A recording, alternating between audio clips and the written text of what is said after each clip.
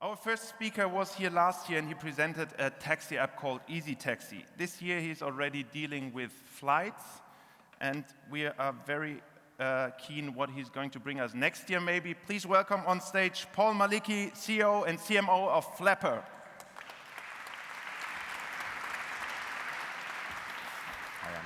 Hi everybody. Good morning, ladies and gentlemen. It's the second time I'm at this conference and the second time I'm come with a message. So, when someone comes from a distant location such as Rio de Janeiro, you might expect him to come with an important message. So last year we talked about retention and why up to 85% of your users leave immediately after downloading an app.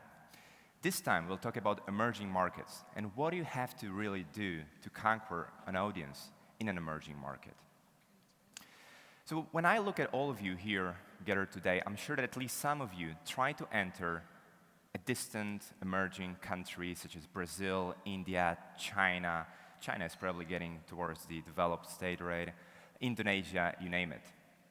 And the question that you ask yourself is, how do I conquer it? So what really is an emerging market? And I put a really nerdy definition of a marketeer that, first of all, it is an audience. Right? And it's an audience which has some characteristics of a high LTV cohort, but it is really difficult to reach out to it, and it's really difficult to scale it up and create some conversion rates which are satisfactory to us, people from Europe, United States, you name it. So this is Brazil, right? This is where I live. And when you look at Brazil, Brazil is sort of a mosaic of many different countries, many different areas. And when you want to enter Brazil, the first thing you think about is like, well, what should I attack? Should I attack Albania, Gabon, Panama, or should I try to target a place which has an HDI index close to Sweden or Finland? And when you look at Sao Paulo, which is where I ultimately work, you'll see that it gets even more complicated, right? So we have areas in Sao Paulo which are as rich as Norway or Iceland or Sweden.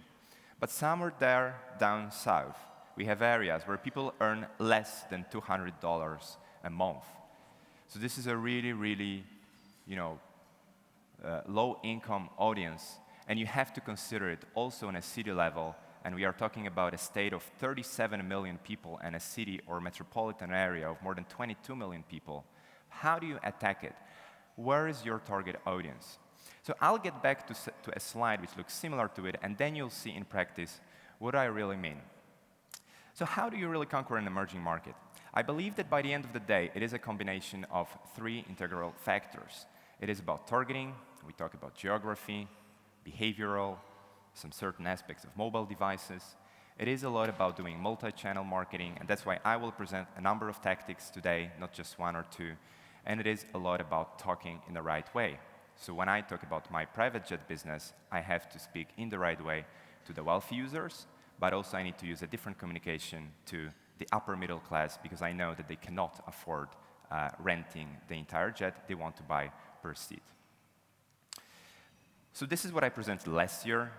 It is an ecosystem of different marketing tactics that you might want to use when you are in urban mobility market. I believe that by the end of the day, it is all about acquisition, recurrence, which is stimulating the demand, and retention, right? So for Easy Taxi, we might want to do a photo booth, cross-marketing, we want to do an App Store partnership. Now, I won't talk about all of it, but I want to focus on a couple of those today. So we still will talk about acquisition, influencers, geolocation, and partnerships, but we will also discuss a little bit about discounts, and how you can use loyalty channels to generate new users for your business. Round one, influencer marketing. So oftentimes you run a gaming company and you do your Facebook ads and you do your AdWords and you realize that it doesn't really work. People don't trust you. And the reason is because in emerging markets, it often starts with influencers. You need to really localize your product. You need to gain some local support. You need to put a face next to your brand for people to start believing in you. And that's even more important in countries in Africa than it is in Latin America, and so on and so forth. You can contact an influencer agency, or you can do exactly what I did. You can use a platform like Audience to identify who are your top followers.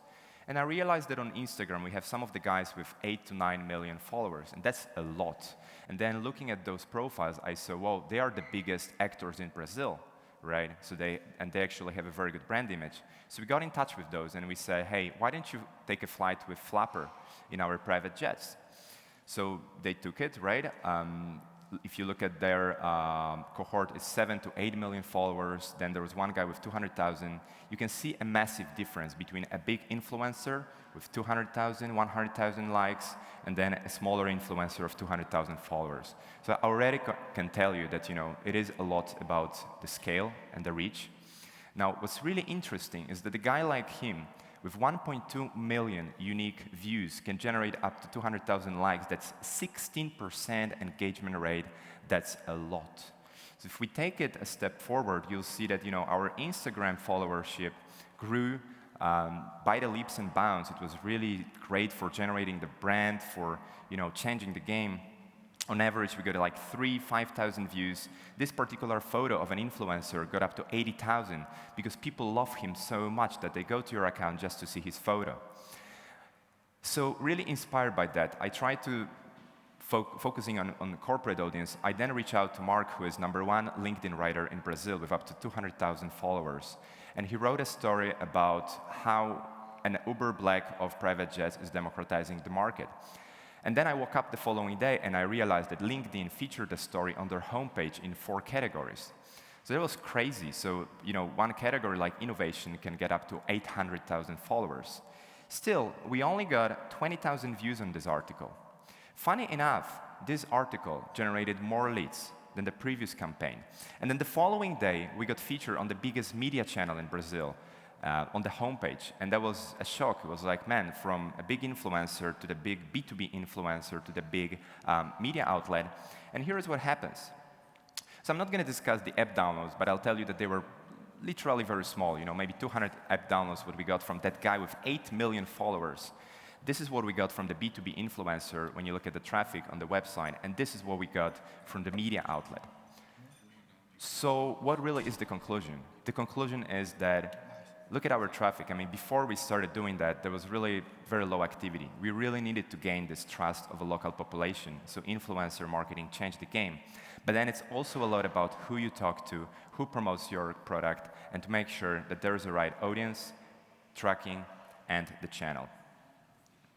So you can become an influencer too, and I do encourage you to use LinkedIn a lot. I got around 16,000 followers. It's not a lot, but still, every time I post something, I can get up to 10,000, 12,000 views on a picture. Funnily enough, when you post a text update, you can get up to 46, 80,000 views. That is quite a lot. And today, I beat my record. When I woke up, I had 300,000 views on my recent post. So there is a way also to create a lot of engagement with your own article. Now, when you look at those stories, this actually is really difficult to scale. So 1,000 likes article, that's fairly good as for LinkedIn. And I only got around 9,000 views on this one. But the thing is that it's high quality views. People look at it, read it, and then they get in touch with you. So when you think about LinkedIn, think people, personal relationship, no automation, really difficult to scale up.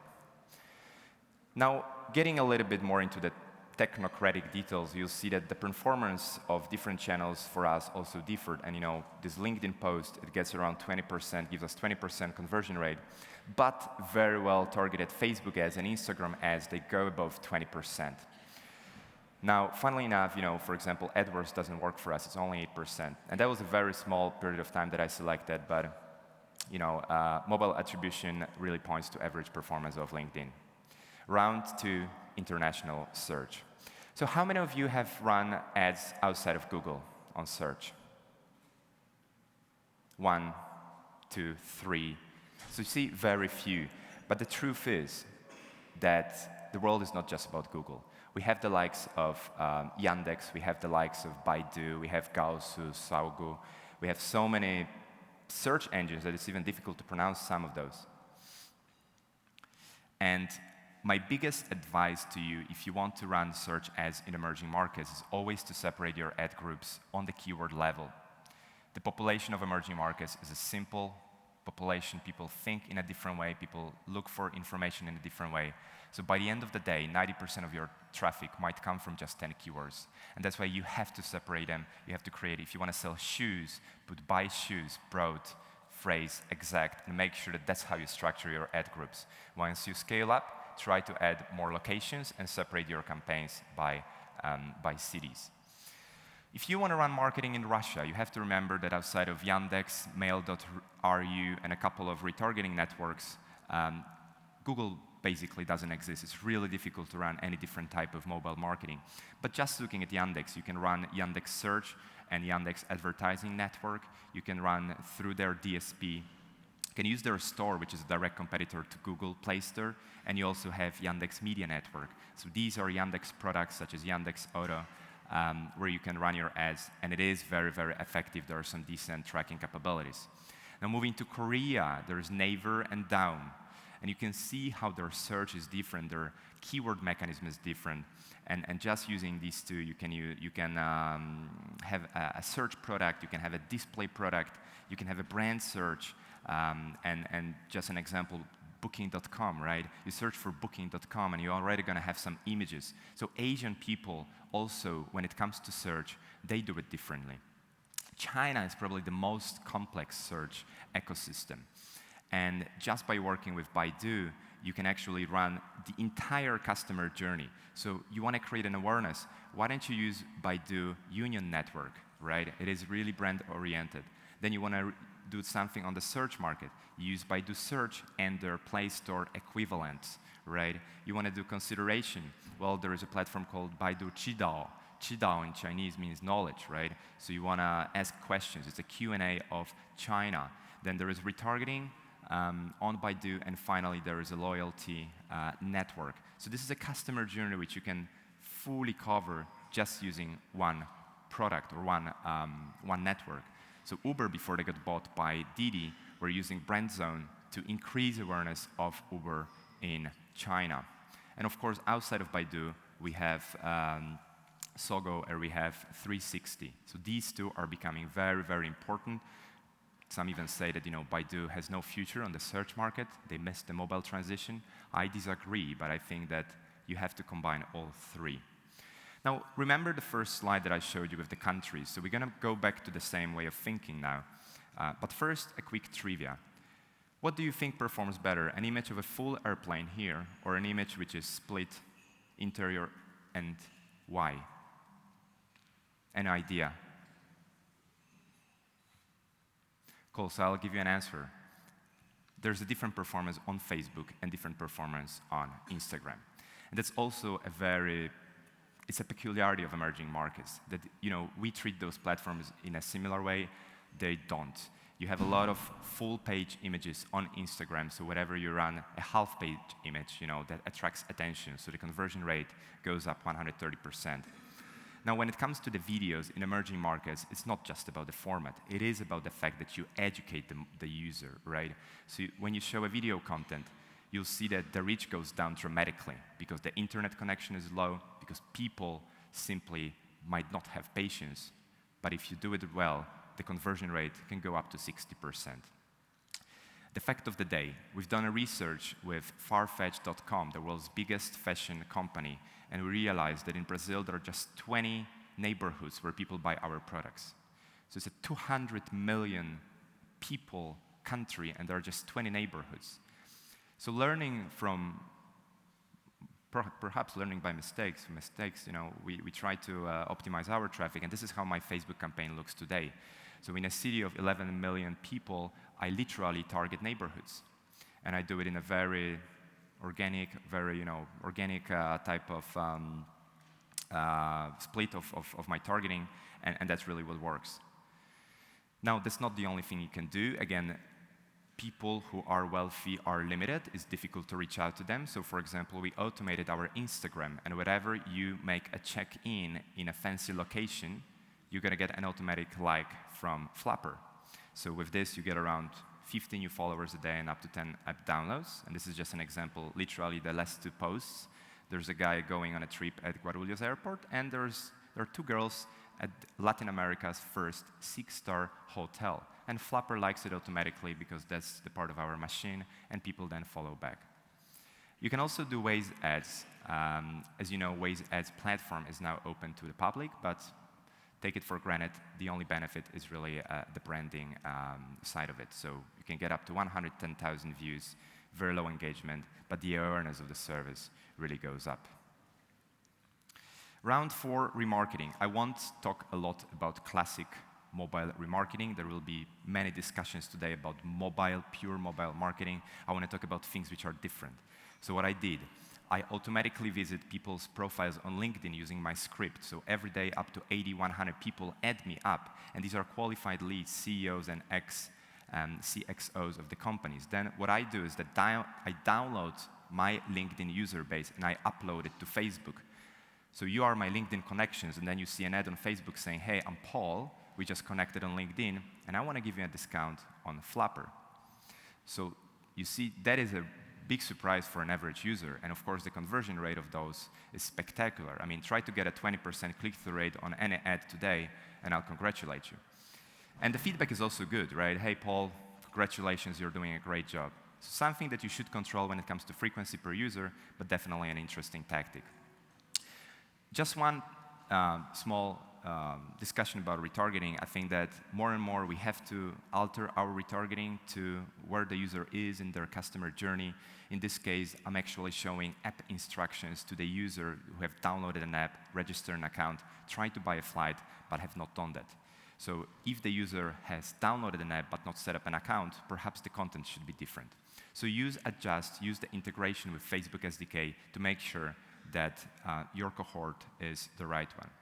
Now, it's very important in emerging markets to create engagement, more even than in the Western world. People like you more, people trust you more, and in Brazil in particular, we like to joke that people there are just a bit more engaged, they like to kiss, they like to hug. You have to be fun if you want to succeed.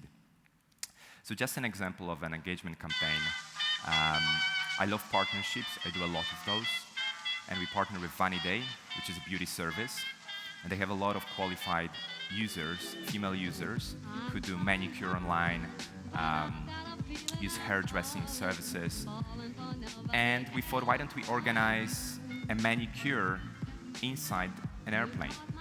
So we contracted one of our turboprops, made a quick campaign, selected a few Vaniday users, and literally made a manicure in the air. So what is the benefit? Of course, it's fun, people share it, but also Vaniday can show it to their users, to their audience, and you can make a follow-up using Facebook audiences, so you can target Vaniday users, right, and turn them into your customers. It's a very simple campaign, right, and it's just, again, to sort of emphasize that it's important to engage users in emerging markets. Something very controversial, and I really wanted to mention that today, is discounts. So you see Farfetch.com, the world's biggest luxury brand, e-commerce, and you think, well, the guys sell clothes which are worth $2,000, right? Should we be giving discounts? And the answer is yes, that after many years, the company came to the conclusion that we have to give discounts to the users, right? Now, Cabify, which is one of the leading urban mobility platforms, entered Brazil 2 years ago. And I'll tell you what, they don't do much aside from offering a service slightly better than Uber and giving discounts. At the same time, 99, which is today probably the second largest platform in Brazil, tried to build a brand. They spend a lot of money on OTA, on creative campaigns. Cabify grows, 99 is a bit more, flat, right? Why discounts? I mean, crazy about discounts. Brazil, Peru, Philippines, Thailand, those countries, if you want to gain speed, you really need to consider doing discounts. People are going to fight with you. People are going to say, I don't want to cheapen my brand. Forget about it. Either you do discounts or you don't grow. So they are a must in an emerging market. And even in my case, I don't like to use the word discount, but we always do some campaign alike. So 2 people fly, the third one goes in for free. And round 7. So I see loyalty programs today as a way to grow your users. And why? The reason is that the marketing channels in emerging markets are limited. So you'll see Facebook, AdWords, a couple of local apps, PR. You'll do a lot of those that I just told you, and you'll end up in a situation when still there's not enough traffic. So only in Brazil, when we look at the 3 leading loyalty programs, you get access to virtually anybody who uses e-commerce products. 15 million users just on Multiplus. So what has changed within the last few years? There are more categories than today. There's an advanced segmentation. They can do multi-channel. And again, you need to treat it as a marketing channel. So how do you calculate the benefits of a loyalty program? You have to calculate, first of all, the future impact on new users, then the impact on retention, and separately, the impact on recurrence, or demand, or sales. And then you compare it with the total spend on the loyalty program. What is the mistake that most of the people do? They only look at retention, and they skip the benefit of user acquisition. So we've done calculations for Farfetch.com, and we realized that if we separate these 3 categories, right, and we create 2 scenarios, optimistic and pessimistic, we'll see that, let's be pessimistic here, the costs of a program are actually quite heavy, so we're going to be spending around $100,000 a month. Now, what is the benefit? So the extra benefit is going to be this, right? So there is some profitability, right, but it's small. If we look at the optimistic scenario, then it is a little bit better. So please, whatever you try to make calculations for your loyalty program, don't forget that it's not just about creating retention. Actually, most of the time, you get benefit with higher sales, but the retention doesn't change much. And finally, round A is about partnerships. So if your target is the high LTV audience, you'll find out that every country has the so-called secret groups, secret societies, societies of wealthy users, luxury groups, you name it. And in general, I think it's very unlikely that you can run a big business in an emerging market without entering at least one strategic alliance. It goes then down to the discussion of, alliance with the government and all of it, but partnerships, in my view, are one of the only effective ways to grow in an emerging market. So this is a secret group. It's called Agenda Black in Brazil. It has 20,000 fans on Facebook. You don't think this is anything extraordinary. Well, let me tell you that the followers of this group have an average revenues of probably 15 million reais per month, which is $5 million. So it is a highly qualified cohort of people who somehow were gathered around the founder who manually collected 20,000 leads and put them up together. Now, I can make a campaign with those guys and I'll sell more cars or jets or whatever in one marketing campaign than doing Facebook or anything else for months. Here, another example from Farfetch. So we've run a campaign with MasterCard. Basically, a MasterCard user finds out about the promo. They fill in the form, and then whenever they travel, let's say to Berlin, and they arrive here at their hotel, their fashion products are already going to await them at the reception, and they're going to get a free taxi to the airport.